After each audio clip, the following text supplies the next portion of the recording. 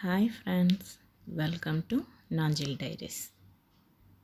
வீடியோக்குள்ளே போகிறதுக்கு முன்னாடி எங்கள் சேனல் உங்களுக்கு பிடிச்சிருந்துச்சுன்னா எங்கள் சேனலை லைக் பண்ணுங்கள், ஷேர் பண்ணுங்கள், சப்ஸ்கிரைப் பண்ணி வச்சுக்கோங்க. பக்கத்தில் இருக்க பெல் சிம்பலை கிளிக் பண்ணி அதில் ஆளுங்கிற ஆப்ஷனையும் செலக்ட் பண்ணி வச்சுக்கோங்க. வாங்க இப்போ வீடியோக்குள்ளே போகலாம். இன்றைக்கி நம்ம நல்ல சாஃப்டான ரவா இட்லி தான் எப்படி பண்ணுறதுன்னு பார்க்க போகிறோம். அதுக்கு இப்போ தேவையான பொருட்கள் என்னென்னு வாங்க வீடியோக்குள்ளே போய் பார்க்கலாம். 1 கப்பு ரவை, 1/2 கப்பு தயிர். எந்த கப்புக்கு நீங்கள் 1 கப்பு ரவை எடுக்கிறீங்களோ அதே கப்புக்கு 1/2 கப்பு தயிர் எடுத்துக்கோங்க. 1/4 கப்பு துருவின கேரட் எடுத்திருக்கேன். 1/4 கப்பு பச்சை பட்டாணி எடுத்திருக்கேன். கொஞ்சமாக கொத்தமல்லி கீரை, கருவேப்பிலை, அப்புறம் 1 டேபிள் ஸ்பூன் நான் சோடா உப்பு எடுத்திருக்கேன். கடுகு, உளுத்தம்பருப்பு, உப்பு.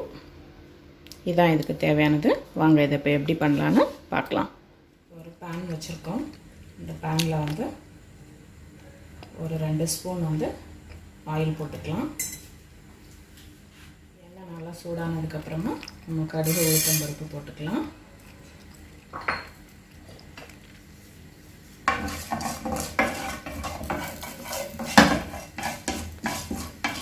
கடுகு நல்லா வெடிச்சிருச்சு. இப்போ கருவேப்பிலை போட்டுக்கலாம்.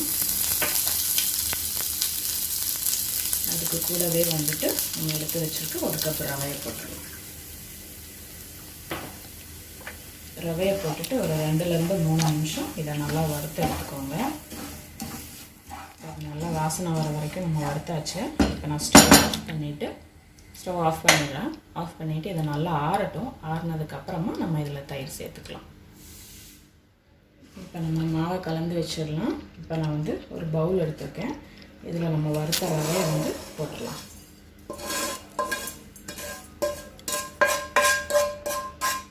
இப்போ வறுத்த ரவை போட்டாச்சு. இப்போ இதில் நம்ம இந்த 1/2 கப்பு தயிர் சேர்த்துடலாம். தயிர் சேர்த்துட்டு இதுக்கு கூடவே நம்ம ஒரு 1 கப்பு தண்ணி சேர்த்துக்கலாம்.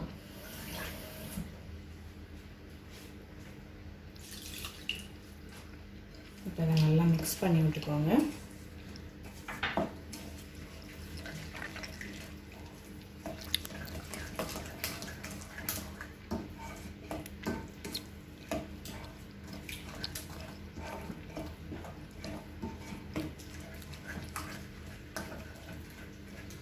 நல்லா கட்டி இல்லாமல் கரைச்சிக்கோங்க.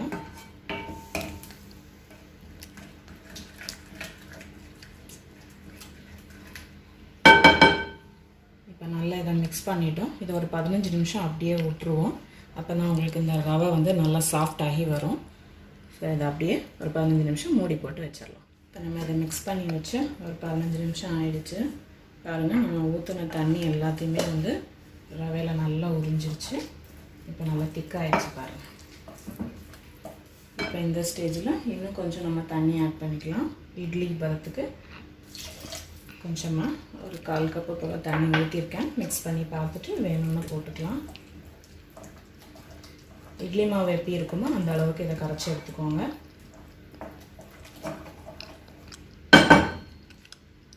இப்போ இதில் நம்ம பாக்கி வச்சுருக்க வெஜிடபிள் எல்லாத்தையுமே போட்டுடலாம். கேரட்டு,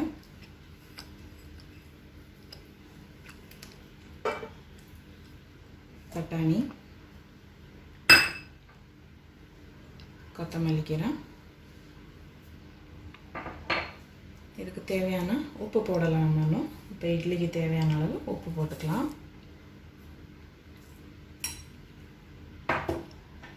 இதை மிக்ஸ் பண்ணிக்கோங்க.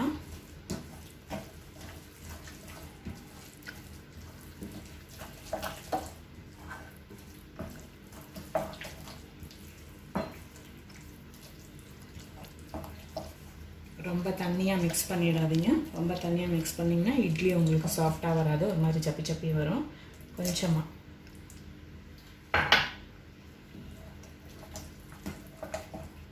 நான் ஃபஸ்ட்டு ஒரு 1 கப்பு தண்ணி ஆட் பண்ணியிருக்கேன். 1/2 கப்பு தயிர். இப்போ ரெண்டாவது ஒரு 1/4 கப்புக்கும் கூட கொஞ்சம் வேணால் தண்ணி ஆட் பண்ணிக்கலாம். இந்த கன்சிஸ்டன்சியில் மாவு மிக்ஸ் பண்ணி எடுத்துக்கோங்க. இதில் நான் இந்த 1 ஸ்பூன் சோடா உப்பு சேர்த்துக்கிறேன். நீங்கள் ஈனோ இருந்துச்சுன்னா அது கூட சேர்த்துக்கலாம். சோடா உப்பு போட்டுட்டு நல்லா மிக்ஸ் பண்ணி விட்டுக்கோங்க. நீங்கள் எப்போ இட்லி ஊற்ற போகிறீங்களோ அந்த டைமில் நீங்கள் இந்த சோடா போட்டால் போதும். இதை மிக்ஸ் பண்ணி எடுத்தாச்சு. இப்போ நம்ம இதை இட்லி பிளேட்டுக்கு மாற்றிடலாம். இட்லி ஊற்றுறதுக்கு இட்லி தட்டில் கொஞ்சமாக ஆயில் தடவிக்கலாம்.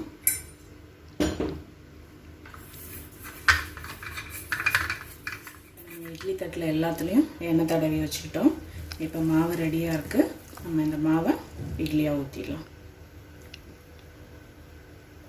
ரொம்ப ஃபுல்லாக ஊற்றாதீங்க, ஏன்னா நம்ம சோடா உப்பு போட்டிருக்கிறதுனால உங்களுக்கு அது பொங்கி வரும். அதனால கொஞ்சம் கம்மியாக வச்சுக்கோங்க.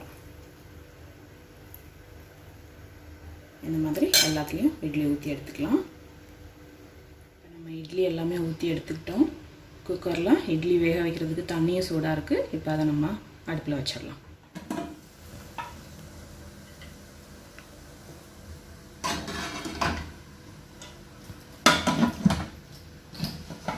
இது ஒரு 10 நிமிஷத்தில் ரெடி ஆயிடும்.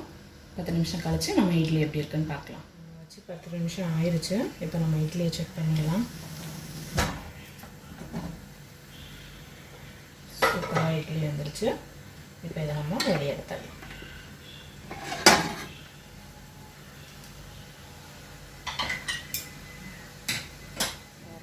நம்ம இட்லி எவ்வளோ சாஃப்டாட்டு ரெடி ஆயிடுச்சுன்னா ரொம்ப பஞ்சு போல் இருக்குது இட்லி. நீங்களும் இதே மாதிரி உங்கள் வீட்டில் ட்ரை பண்ணி பாருங்கள். நான் இதை தேங்காய் சட்னி வெங்காய சட்னியோட இதை சர்வ் பண்ணுறேன். நீங்கள் டேஸ்ட் பண்ணி பாருங்கள். ஓகே, பிக்கும்போது சாஃப்டாக வருது.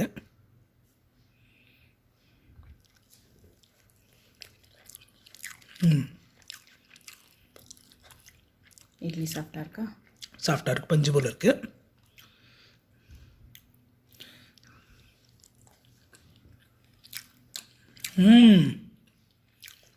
வெங்காய சட்னியோட சூப்பராக இருக்குது.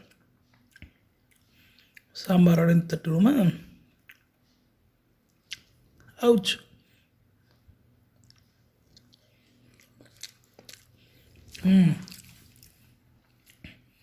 ரவை போட்டிருக்குன்னே சொல்ல முடியாது, அவ்வளோ அழகாக இருக்குது. டேஸ்ட்டு வித்தியாசமாக இருக்குது. எப்போவும் ரெகுலர் இட்லி சாப்பிட்றதுல இது மாதிரி பண்ணால் பசங்க பெரியவங்க எல்லோரும் என்ஜாய் பண்ணுவாங்க. நீங்களும் பண்ணி கொடுங்க எல்லாத்துக்கும். எங்கள் வீடியோஸை லைக் பண்ணுங்கள். எங்கள் வீடியோஸ் உங்கள் ஃப்ரெண்ட்ஸுக்கு எல்லாத்துக்கும் ஷேர் பண்ணுங்கள். எங்கள் சேனலுக்கு சப்ஸ்கிரைப் பண்ணுங்கள். தேங்க்யூ ஃபார் வாட்சிங்.